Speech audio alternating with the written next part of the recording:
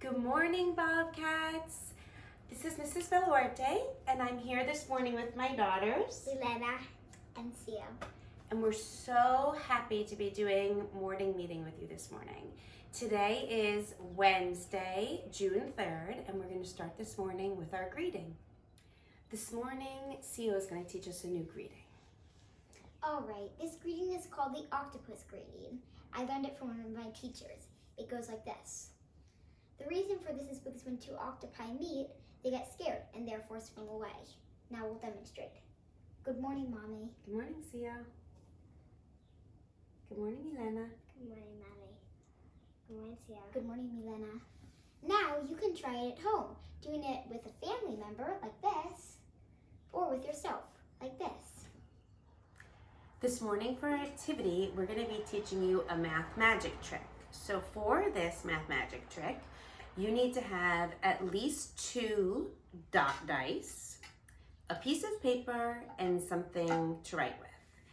And the way that you do this magic trick is the dice will be stacked, and I am going to use math magic to figure out the sum of the hidden sides of the dice. Let me show you. On these dice, you can see the dots on the top and the dots all around the sides. But what we can't see is the dots that are on the bottom of the bottom die, and we can't see the dots that are on the 2 faces of the dice that are touching each other.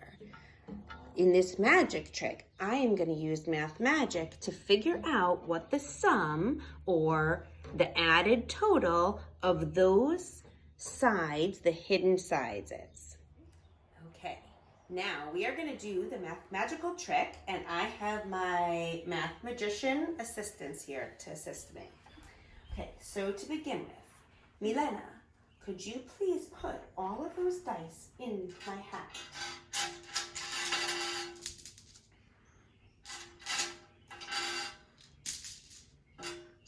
Now I want you to shake them up while I say math magic.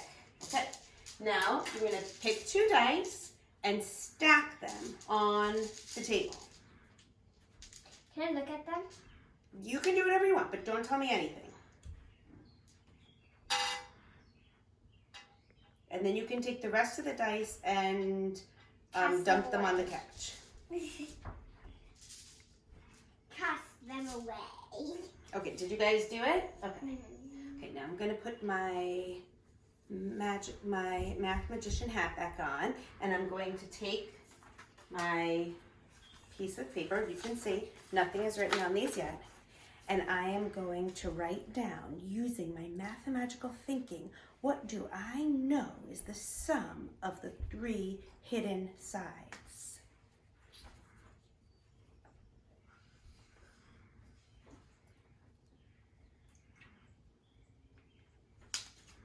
I'm going to fold up my piece of paper, and I'm going to give it to Milena to hold to be secure. She just saw it. Milena, you hold. Okay, now, Sia, could you please do the honors and find the sum of the 3 hidden sides? Of course, Magician Baluarte. Alright, so as you know, the 3 hidden sides are this one, and this one. So, first we're going to do the bottom side. See, the bottom side is 3. 1, 2, 3. And then this side, one of the other hidden sides, 1, 2, 3, 4. So 3 plus 4 is 7. Now, the last hidden side, 1, 2, which is 2. 7 plus 2 is 9. Milena. So, the sum is 9. Milena, could you please reveal what my mathematical answer was?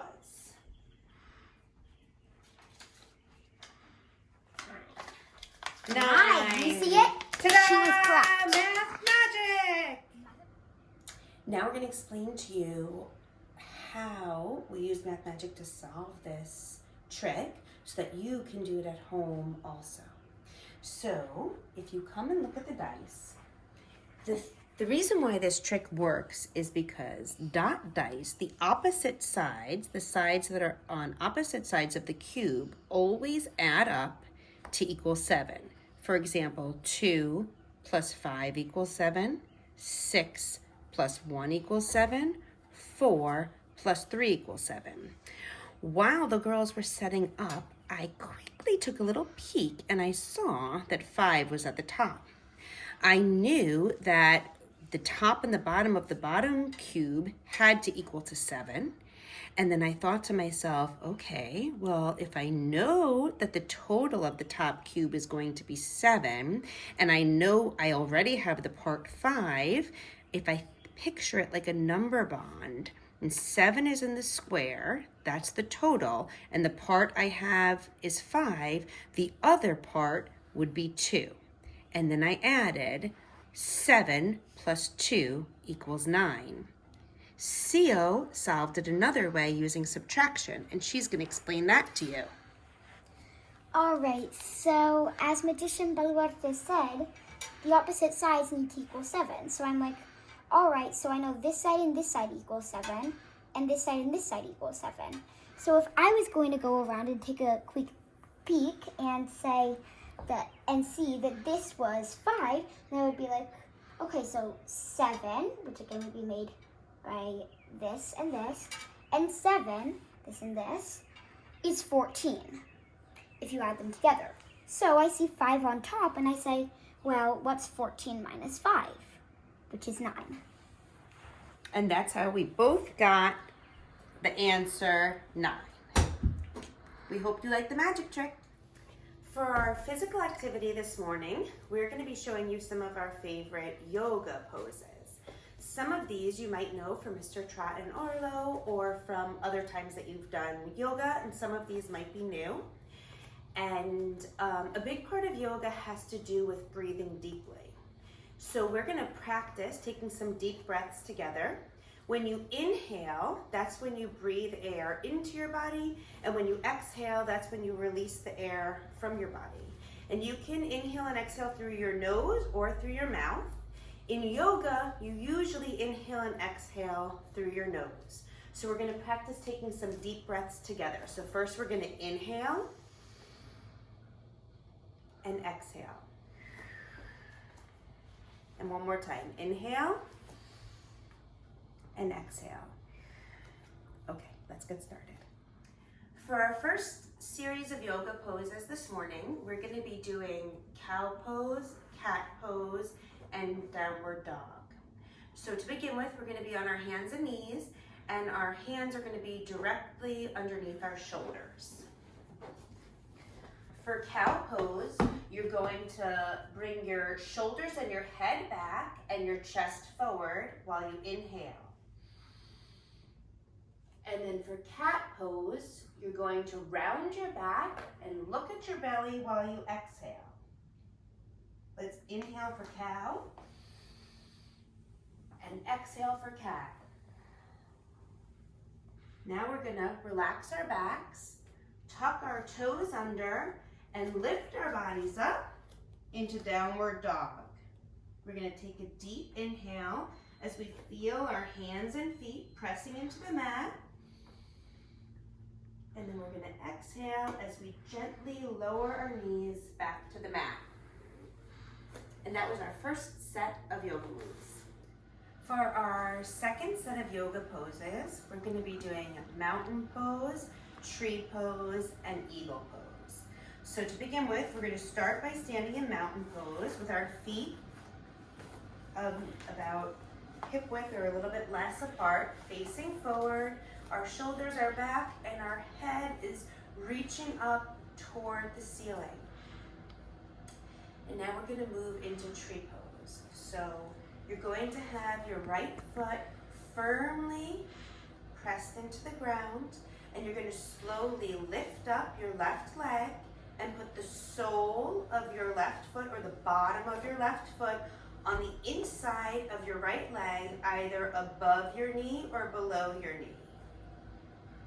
As you find your balance, if you have trouble with that, you can use a wall or a chair to help you. You're going to inhale and bring your arms above your head and meet your palms. And this is tree pose. You're gonna release your arms and your leg, step down gently, and now we'll do it on the other side. So same thing, now you're gonna have your left foot firmly rooted into the ground. You're gonna lift up your right foot, your right leg, and put the sole of your right foot, the bottom of your right foot, on the inside of your left leg. And when you find your balance, inhale and lift your hands above your head in tree pose. And then gently release back into mountain pose.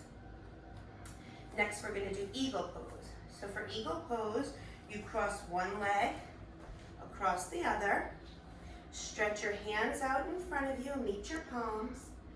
Flip them upside down so your thumbs are pointing down. Cross one hand over the other. Lace your fingers, and then you're gonna bend your elbows and scoop your hands towards your belly and into your heart. And then you hug your arms into your heart. And here we're gonna take a deep inhale and exhale. And reaching your heads up to the ceiling. And now we're gonna release our arms and legs back into mountain pose. And that was our second set of yoga moves. So those were some yoga poses that we like to do. And at our house, we like to do yoga to calm our bodies and minds. For our share today, I would love for you to think about what's something that you like to do to calm down your body and mind. And you can say it out loud to us, or you can tell somebody who's with you. Our message for you today, Bobcats, is that each and every one of you is so special and beautiful and unique and important and so very loved. And we miss you with all of our hearts. And we wanted to send out a special congratulations to all of the 4th graders who are graduating today. We love you. Bye. Bye. Bye.